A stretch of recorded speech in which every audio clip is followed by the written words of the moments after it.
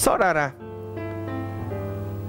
setiap orang percaya, malahan orang biasa mau berubah. Nah, saya ingat dulu sebelum saya kenal Yesus Kristus, dulu saya pakai kata-kata yang tidak baik. Kemudian saya berusaha sekali berhenti, saya nggak bisa. Kemudian saya melihat ini, saya bersyukur kepada Yesus Kristus. Kemudian saya bisa berubah. Amin, saya lihat beberapa hal saya berubah. Jadi kita tahu Tuhan baik. Amin. Dulu saya ingin sekali berhenti mengucapkan beberapa kata yang tidak baik. Saya dan teman, kami tidak bisa. Hello? Now, tapi setelah saya percaya kepada Yesus, tiba-tiba ada kekuatan, saya bisa berubah. Amin. Dan saudara, saya pernah melihat, karena Yesus berkata di Yohanes 8, mari kita ke situ. Kalau kita mau berubah, betul? Kita semua mau berubah. Amin. Kita semua mau berubah. Ini kunci yang terutama, saya percaya, supaya berubah. Amin. Dari ayat ini. Setelah ayat 30, Yohanes 8 ayat 30, setelah Yesus mengatakan semuanya itu, banyak orang percaya kepadanya. Maka katanya kepada orang-orang Yahudi yang percaya kepadanya. Nah, ini untuk kita semua. Ini maksudnya untuk semua orang yang percaya kepadanya, oke? Pada saat itu diberbicara kepada mereka.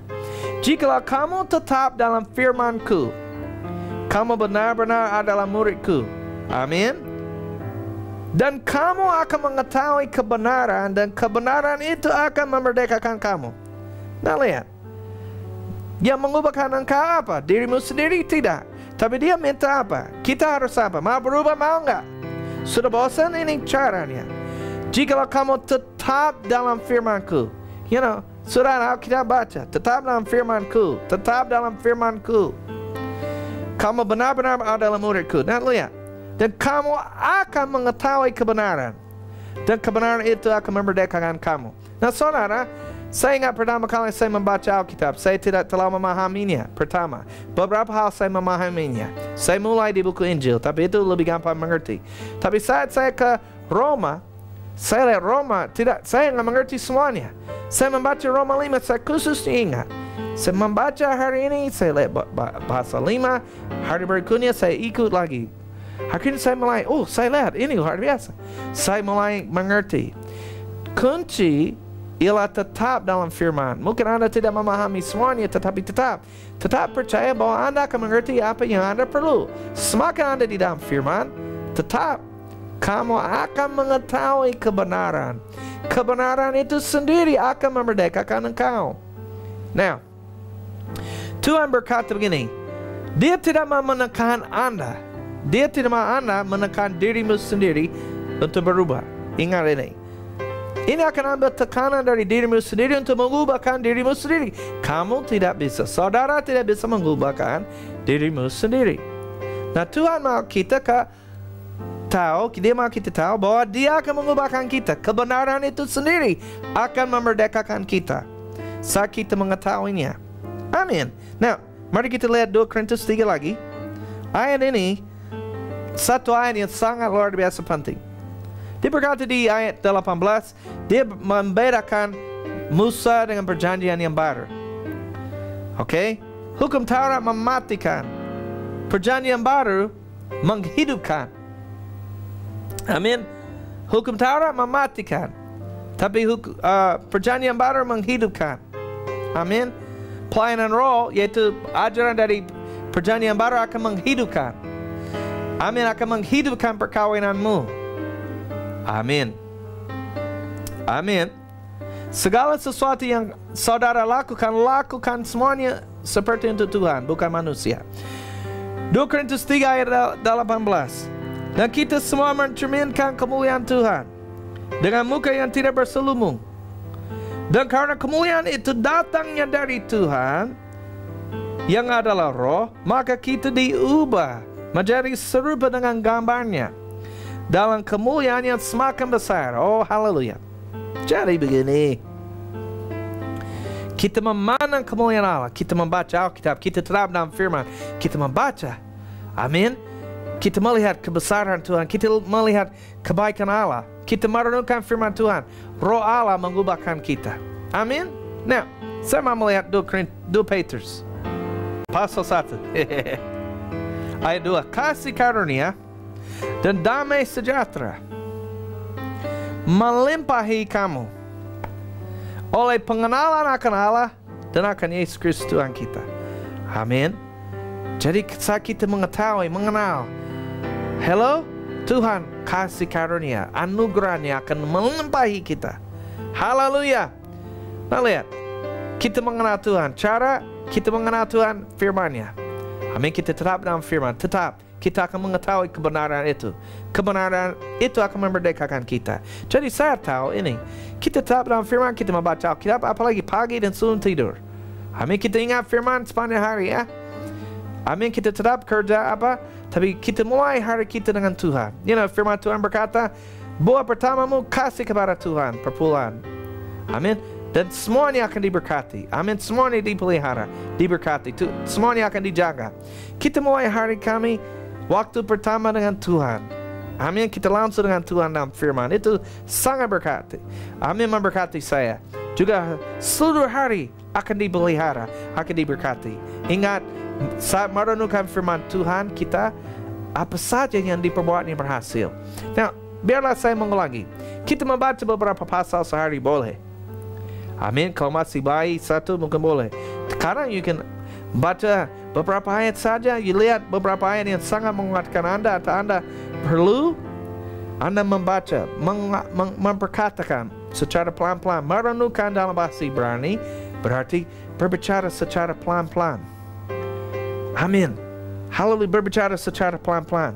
Kasih karunia dan damai sejahtera melimpahi kamu oleh pengenalan akan Allah, akan Yesus Tuhan kita. Amin. Dan ayat ini, saya suka ayat ini, ayat 3. Saya ingat dulu pada suatu hari Jumat atau Sabtu, sebelum teman saya telepon saya, sebelum saya berbicara dengan teman, saya ambil ayat 3 ini. Amin. Ini sudah lama, ini tahun 93 mungkin. Kemudian saya lihat ayat 3. Karena kuasa ilahinya telah 20 tahun lalu. Wow. Karena kuasa ilahinya telah menganugerahkan kepada kita segala sesuatu yang berguna untuk hidup yang saleh oleh pengenalan kita akan Dia, yang telah memanggil kita oleh kuasanya yang mulia dan ajaib. Amin. Ayat apa? Dengan jalan itu Ia telah menganugerahkan kepada kita janji-janji yang berharga dan yang sangat besar.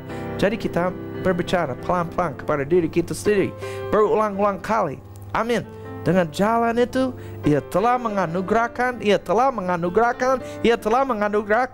kepada kita janji-janji yang berharga dan yang sangat besar. Haleluya. Supaya oleh janji-janji yang berharga dan besar, sangat besar, kamu boleh mengambil bagian dalam kodrat ilahi, sifat-sifat ilahi. Amin.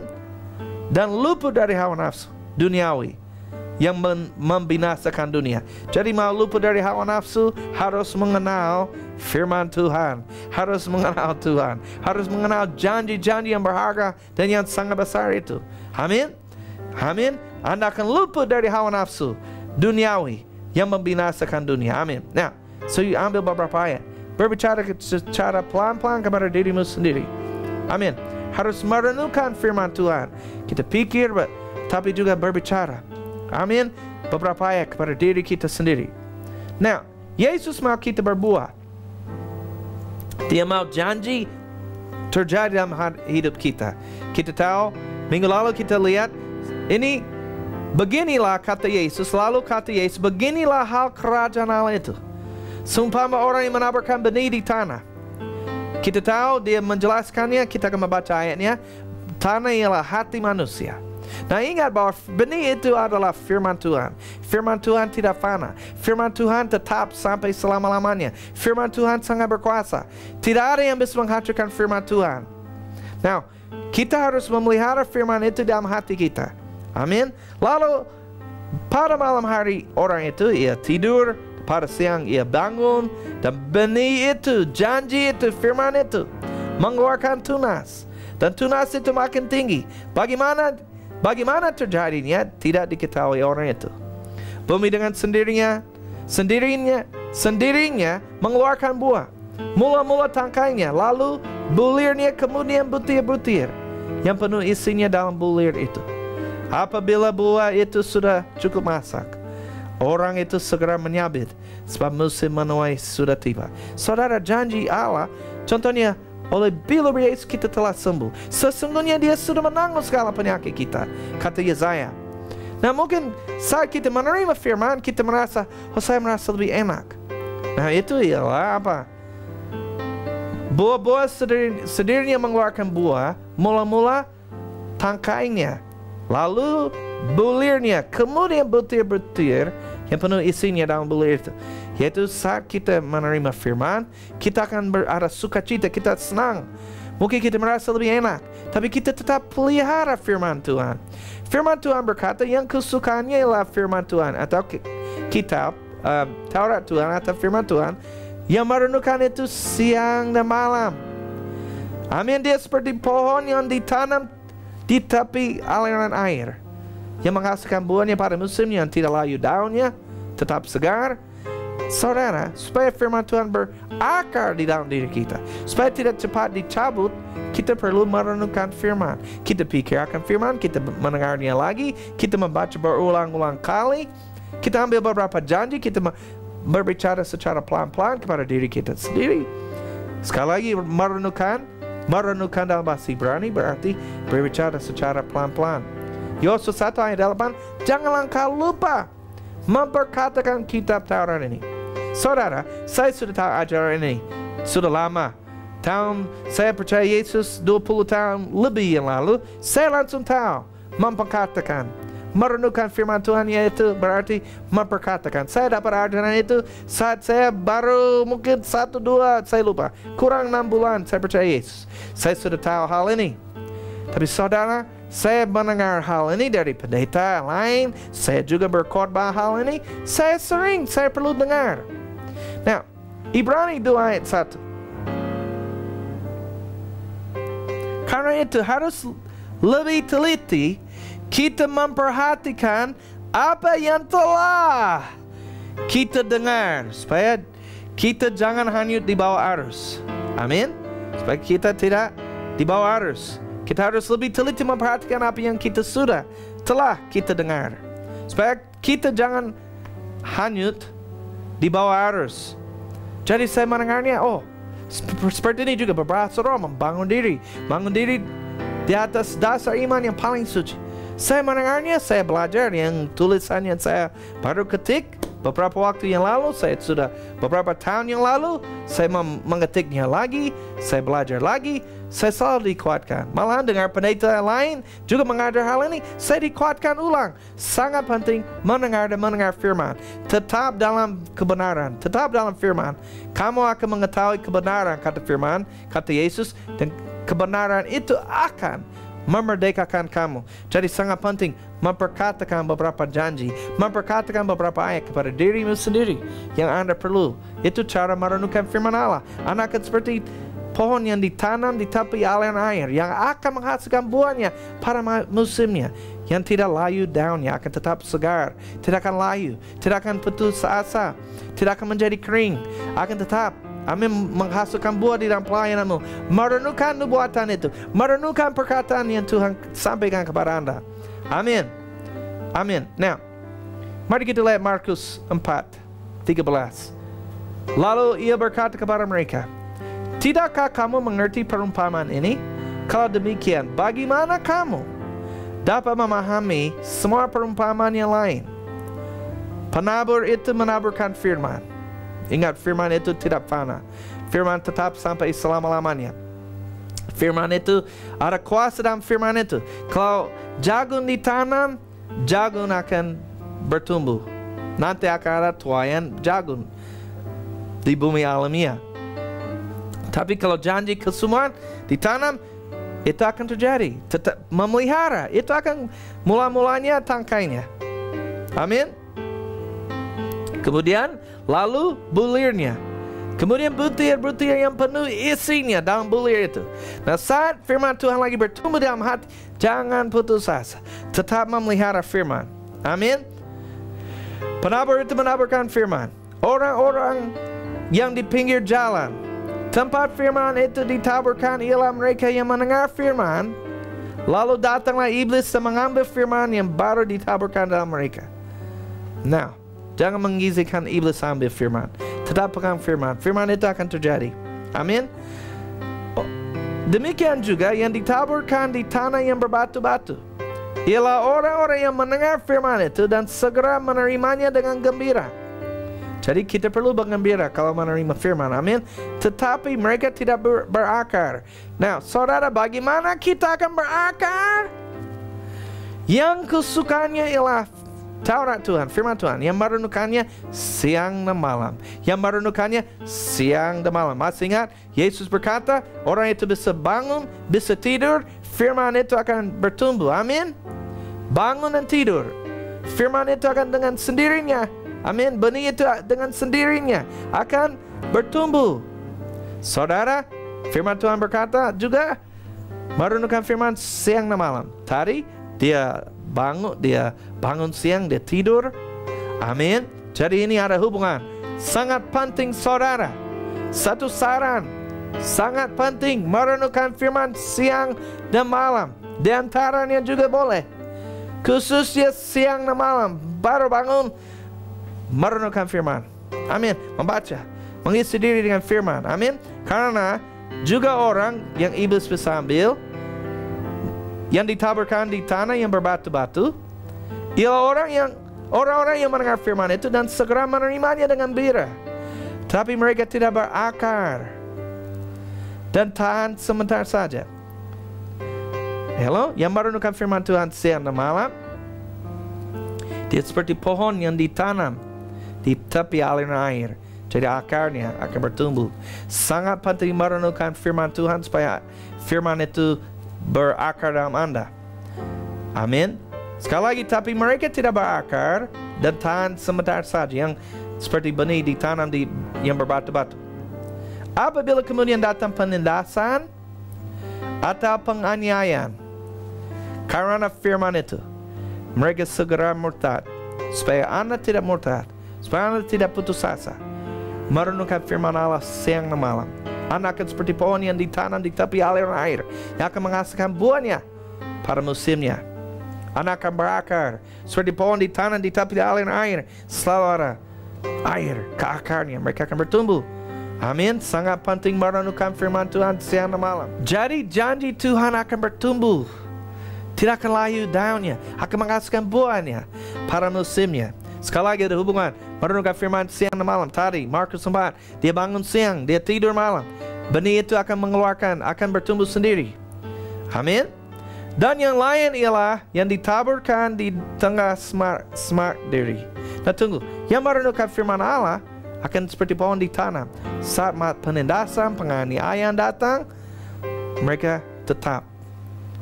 Mengapa banyak orang tidak berbuat dengan baik? Mereka tidak merenungkan firman Tuhan siang dan malam. Hello, koran jago pagi, malam televisi. Boleh televisi, boleh koran, ya jangan terlalu. Tapi ini cara mereka tidak. Harus merenungkan firman Allah siang dan malam. Firman itu akan dipelihara. Dan itu akan bertumbuh sendiri. Benih itu akan mengeluarkan buahnya sendiri. Akan bertumbuh sendiri.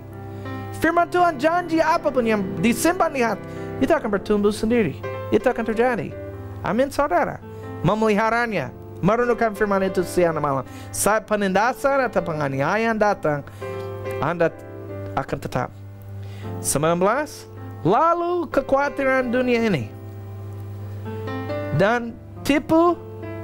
Nah ini yang ditanam di semak diri ya. Itulah yang mendengar firman itu. Mereka semua mendengar. Lalu kekhawatiran dunia ini. Kekhawatiran dunia ini yang membuat Anda khawatir, menyerahkan segala kekhawatiranmu kepada Tuhan. Merenungkan firman itu. 1 Petrus 5:7. Menyerahkan segala kekhawatiranmu kepada Tuhan, sebab Dialah yang memelihara kamu.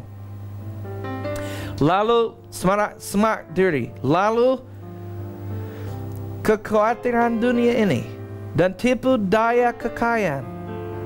Orang pikir, oh kalau saya ada keuangan saya oke. Saya kejar keuangan. Saya kejar keuangan. Saya harus ada keuangan. No, itu bukan nomor 1. Nomor 1, cari dahulu kerajaan Allah dan kebenarannya. Semua ini ditambahkan. Tapi tipu kekayaan, kekhawatiran dunia, tipu daya kekayaan, dan keinginan akan hal yang lain, masuklah menghimpit firman itu sehingga tidak berbuah. Jadi, ini. Tapi ini Anda. Dan akhirnya, yang ditaburkan di tanah yang baik, ialah orang yang mendengar dan menyambut firman itu. Dia mendengar, menyambut. Pesan kasih karunia harus diterima. Kalau tidak, Anda akan dikuasai lagi oleh dosa terus. Roma 6 ayat 14 sangat jelas. Orang yang menjelekkan kasih karunia, Anda sedang mendukakan Roh Kudus. Hello? Dan juga melihat kuasa Allah akan ada. Tuhan tidak akan meninggalkan engkau, tapi yang meninggikan pesan kasih karunia. Orang akan mencari kehidupan. Orang akan mencari. Juga orang yang merendahkan, mengejek atau tidak mengutamakan, atau tidak pandang enteng pesan kasih karunia. Dengar baik-baik. Beberapa orang akan terus sakiti, akan menjadi sakit dan lain-lain. Hello, Anda harus bertanggung jawab. Hello? Orang mau menerima dari Tuhan, mau intim dengan Dia. Kita semua meningkat karena kasih karunia. Membaca Roma 6 ayat 14 dengan baik. Pesan kasih karunia sangat penting. Roma 5 ayat 17, yang menerima kelimpahan kasih karunia. Amin. Dan anugerah kebenaran akan hidup dan berkuasa. Amin.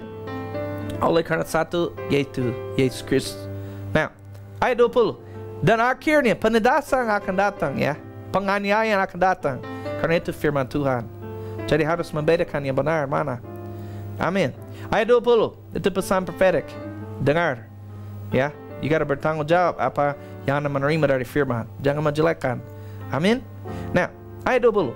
Dan akhirnya yang ditaburkan di tanah yang baik, ialah orang yang mendengar dan menyambut firman itu, lalu berbuah. Ada yang 30 kali lipat.